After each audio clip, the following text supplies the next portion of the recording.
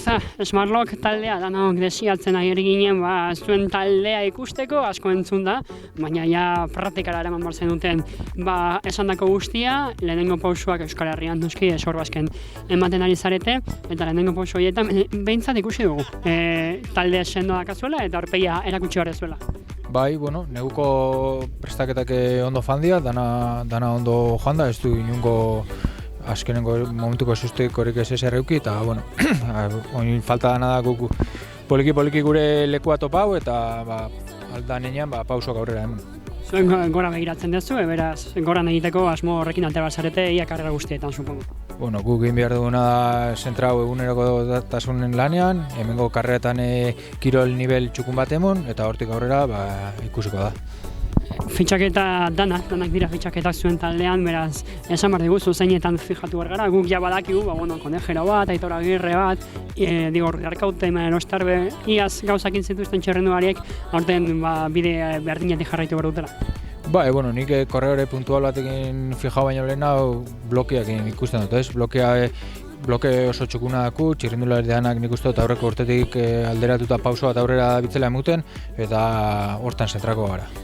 Eta helburuetan zer helburu finkatu duzu, lasterketa jakin batzuei begira? Bueno, apurtxo bat ikusten joango gara, baina lehendakari Euskalduna, Espainiako kopa dana egingo du, eta gero hasiatuko gara buelta batzuk udaldera ondo prestatzen. Bueno, Jon Konejero, denboraldi hasiera, iaz denboraldia oso ondo amaitu zenuen, eta aurten nahiko berrituta zatoz, lehenengo taldea atorrelako, eta aurten zalantzarik gabe danak zuri begira egongo direlako denboraldia hasieratik. Nola planteatzen duzu hortango denboraldia? Ambizio askorekin, pasen denboraldia oso ondo amaitu nuen, eta uste dut aurre denboraldi honetan aurrera pauso bat eman dudala, lan ona egin dut eta konfiantzarekin. Zerri begira egin duzu lan?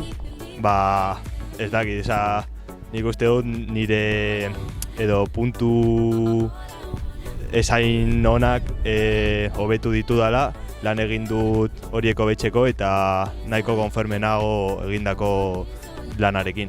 Talde berritua, danak zalantza hortan gaude, Smartlock hau zer izango den, zer esan dezakegu zu momentuz, nolakoa du zuen taldea eta zein helbururekin lan egiten duzue? Ni egia esan da oso pozik nago taldearekin, uste dut nahiko talde ona dugula, oso nivel ona, denok oso nivel ona dugu eta ambizioarekin. Ambizio hori, talde gorenei aurrez aurre egiteko exigentzia ekarriko du bai, hori da helburua, hiru filialei saiatzea haien mailara ailegatzea.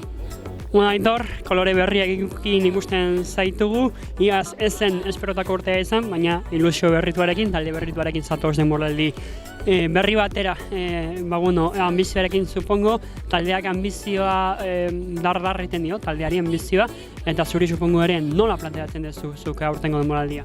Hasieran, lehen urtean urte hona izan eretzat, eta pentsatu genuen ekipo saldatzea pixkat zerbait berria egiteko, eta taldekide berri dana kolore berriak, eta ekipo oso potentiak hau, eta alde dana ingo dugu ekipo aurreateatzeko.